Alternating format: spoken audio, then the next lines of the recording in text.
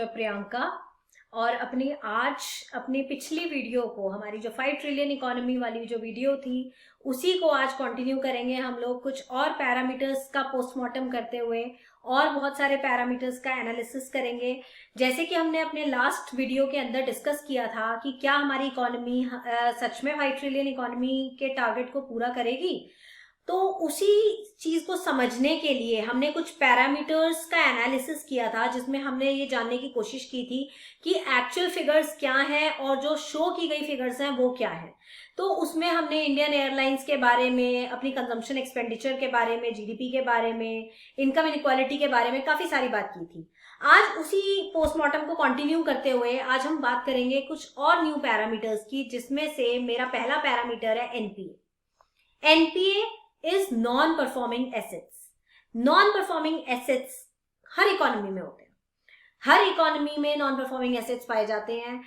तो एक इकोनॉमी में नॉन परफॉर्मिंग एसेट्स का होना बहुत बड़ी प्रॉब्लम नहीं है, बट एनपीए का बहुत तेजी से बढ़ना बहुत बड़ी प्रॉब्लम है। अगर हम बात करें अपने बैंक के एनपीए की, तो अलग अलग सेक्टर में ये एनपीए इस हद तक बढ़ा है कि आप सोच भी नहीं सकते। अगर मैं सिर्फ इंडस्ट्रियल सेक्टर की बात करूं, तो इस इंडस्ट्रियल सेक्टर में 2014 से पहले और 2014 के बाद के एनपीए की बात करते हैं। उसके लिए मैंने कुछ हाइलाइट्स लिए हैं, कुछ मेजर हमारे इंडस्ट्रियल सेक्टर के कुछ पार्ट्स लिए हैं, जैसे mining and coal. Mining and coal की अगर मैं बात करूं, तो before 2014 the NPA of mining and coal sector was 2442 crore, which increased 4 times, that is 8,000 crore NPA in 2020. Same is the case with petrochemical and coal sector. उसमें अगर मैं बात करूं, तो पेट्रोकेमिकल एंड कोल सेक्टर में 1525 करोड़ का एनपीए था 2014 से पहले, जो अब जो है वो पाया गया है 7500 करोड़ का, 7500 करोड़। मेटल सेक्टर की अगर मैं बात करूं, तो इसमें तो हद ही हो गई।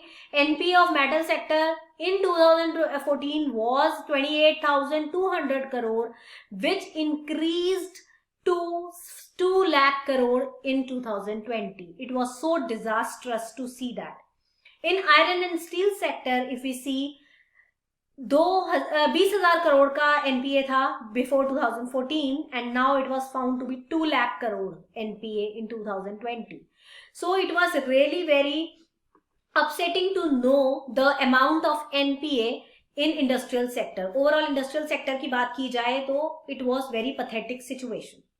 अब अपने अगले पैरामीटर की अगर मैं बात करूं, तो वो है black money. Black money soul of Indian economy, but हमारी जो गवर्नमेंट है उसने खैर ब्लैक मनी के लिए बहुत कोशिशें की, बहुत कहा कि हम ब्लैक मनी को दूर करेंगे, जिसके लिए इन्होंने कई डिजास्टर्स स्टेप उठाए, जैसे कि डीमोनेटाइजेशन किया गया, जीएसटी अप्लाई की गई, एंड इन लिeu of that we want to reduce black money in our economy. Economy में से ब्लैक मनी को खत्म करने के लिए जब आप इतने डिजास्टर्स स्टेप्स उठा रहे हैं, still we are having black money in our economy, तो it's not at all satisfactory.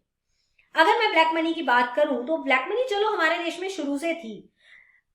हमारी अब की गवर्नमेंट ने एक लिस्ट तैयार की जिसके अंदर 3000 लोगों के नाम पाए गए, जिसमें से कुछ हाइलाइट्स थे Swiss Leaks, WikiLeaks, Panama Papers, Pandora Papers etcetera, जिसमें से कुछ एक आध नाम आपने अभी थोड़े दिन पहले हाइलाइट्स में सुने भी होंगे।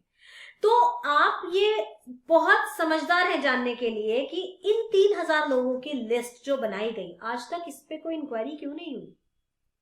मैंने तो आज तक नहीं सुनी कोई इंक्वायरी इसके ऊपर हुई है, और अगर हुई भी है तो आई थिंक सिर्फ शो ऑफ के लिए हुई है।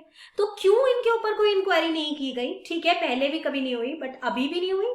तो आपने जो ब्लैक मनी को रिमूव करने के इतने बड़े बड़े वादे किए और साथ में उसके लिए इतने डिजास्टर्स स्टेप्स उठाए, जिसकी वजह से एक मिडिल क्लास आदमी ने बहुत कुछ बर्दाश्त किया। हम डीमोनेटाइजेशन का टाइम नहीं भूल सकते, हम जीएसटी अप्लाई करने के बाद जो इंडस्ट्रियल सेक्टर ने भुगता है वो कभी नहीं भूल सकते। तो जब बिना तैयारी के इतने डिजास्टर स्टेप्स उठाए गए, तो इन स्टेप्स को उठाने के बाद जो पर्पस था इनका, वो तक तो फुलफिल हुआ नहीं। फिर ये कहाँ गए? ये सारे के सारे जो हाइलाइट्स थे, इनके नाम थे जो 3000 लोगों के, ये कहाँ गए? इनको क्यों ना निकाला गया अभी तक? चलिए आगे की बात करते हैं। सरकार के पास पैसा नहीं है, कहाँ गया फिर ये जो जीएसटी अप्लाई करने के बाद जो इतना सारा टैक्स कलेक्शन हुआ, तो वो पैसा कहाँ गया?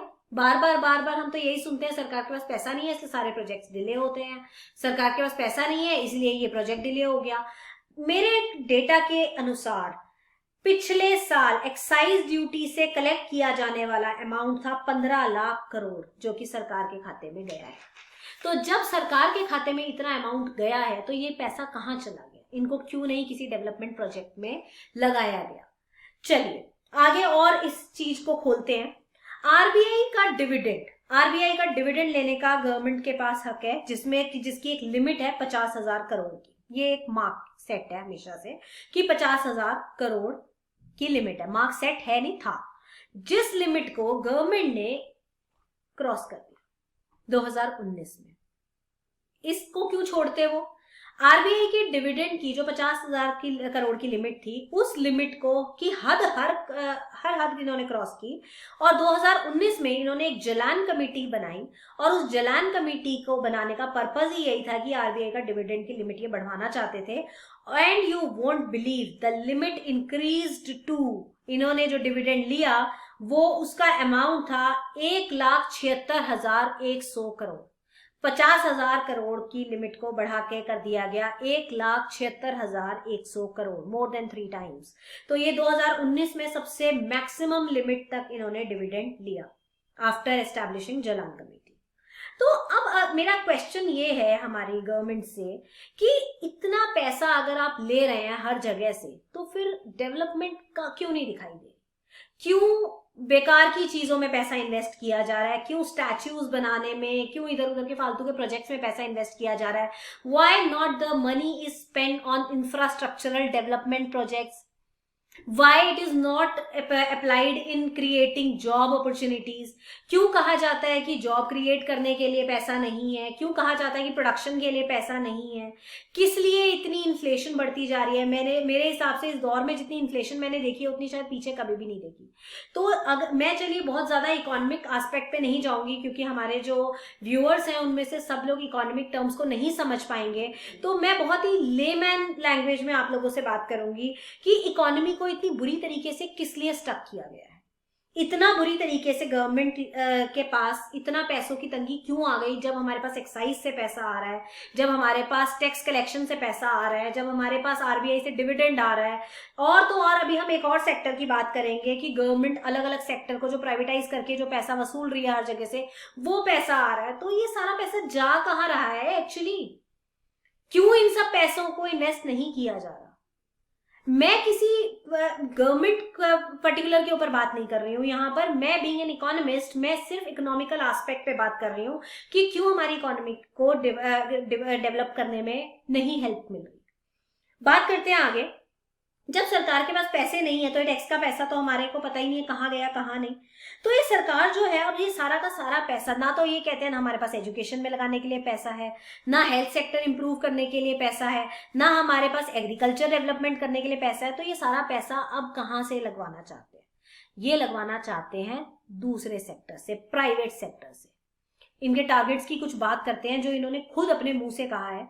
इनके डेटा के अकॉर्डिंग गवर्नमेंट माइनिंग सेक्टर से करीबन 28,000 करोड़ का पैसा उठाएगी। रेलवे से इनका जो टारगेट है वो है 1,92,000 करोड़ का। इनका मतलब सोच क्या है कि हम इनको बेच देंगे, इन सेक्टर्स को हम बेच देंगे, इनको प्राइवेटाइज कर देंगे, और इनसे हमें लगभग ये इन्होंने एस्टिमेशन लगवाया है कि इतना हमें इससे बेनिफिट होगा, और इन पैसों को हम लगाएंगे डेवलपमेंट के अंदर। अब जो मैं नाम ले रही हूँ इन सेक्टर्स के, जरा वो ध्यान से सुनिएगा।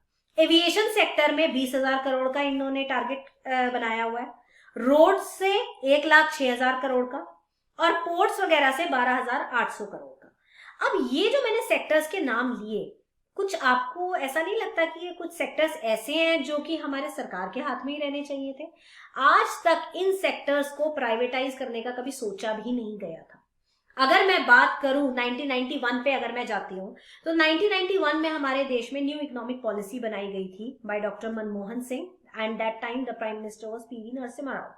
उस टाइम पे जब ये 1991 की इकोनॉमिक पॉलिसी बनाई गई थी, तो उस टाइम पे ये डिसाइड हुआ था कि हमारे कुछ सेक्टर्स प्राइवेटाइज नहीं किए जाएंगे, कुछ इंपॉर्टेंट सेक्टर्स जिनका प्राइवेटाइज करना ठीक नहीं है जिनको, उनको बिल्कुल अलग से रखा जाएगा। खैर ये 1948-56 में अलग अलग जब IPR बने थे, हमारे इंडस्ट्रियल पॉलिसी रिफॉर्म्स जब आए थे, तब इन्होंने ये डिसाइड किया था कि धीरे धीरे हम कुछ सेक्टर्स को प्राइवेटाइज करेंगे, बट कुछ पर्टिकुलर सेक्टर्स ऐसे होते हैं जो हमेशा से गवर्नमेंट के पास रहने चाहिए, वो किसी प्राइवेट सेक्टर के हाथ में नहीं जाने चाहिए। बट अब तो गवर्नमेंट ने सारी हदें ही पार कर दी, उनको सारे के सारे सेक्टर प्राइवेटाइज करने हैं। अगर हम इन बेसिक इंफ्रास्ट्रक्चरल सेक्टर्स को भी अगर प्राइवेटाइज कर देंगे तो गवर्नमेंट के हाथ में क्या रह जाएगा? सरकार का बेसिक इंफ्रास्ट्रक्चरल प्रोजेक्ट्स इन सबको बेचने के बाद जो टारगेट है वो है 3,07,500 करोड़ का, कि इतना अमाउंट हम लोग इनसे कमाएंगे और फिर इस पैसे को हम लगाएंगे डेवलपमेंट के अंदर। तो मुझे तो खैर इस चीज में कोई सेंस नहीं लगती, अगर आपको लगती हो तो मुझे कमेंट्स में जरूर बताइएगा। तो आगे आगे अगर हम देखें तो इनके कुछ हाईलाइट जो है, इनकी जो हिट लिस्ट में नाम है वो है नेचुरल गैस पाइपलाइन का, स्टेडियम्स का, पावर सेक्टर का, रियल एस्टेट का, वेयर हाउसिंग का, एटसेट्रा। ये भी कुछ ऐसे सेक्टर्स है जिसपे गवर्नमेंट ने अब टारगेट बनाया हुआ है कि हम इनको भी धीरे धीरे प्राइवेटाइज करेंगे और हमारे जो प्रॉब्लम्स है इकोनॉमी की उसको धीरे धीरे हम खत्म करेंगे इन चीजों से। ये गवर्नमेंट का एक बहुत ही इजी टारगेट है कि हम इन चीजों को करके पैसा कमाएंगे और ये पैसा कमाने के बाद हम डेवलपमेंट प्रोजेक्ट्स में लगाएंगे। तो अब इतना सारे पैरामीटर्स को एनालाइज करने के बाद और इतनी सारी चीजों को बहुत ही क्लियरली, बहुत ही इजी तरीके से समझने के बाद अब आपके अंदर भी इतनी हिम्मत होगी कि आप इस चीज को समझ सकते हैं, एनालाइज कर सकते हैं कि वेयर वी आर गोइंग, हमारा जो पाथ है वो सही है या गलत है। ये अब कंप्लीटली आपके ऊपर छोड़ती हूँ मैं। Till then, thank you, bye bye, thanks for listening.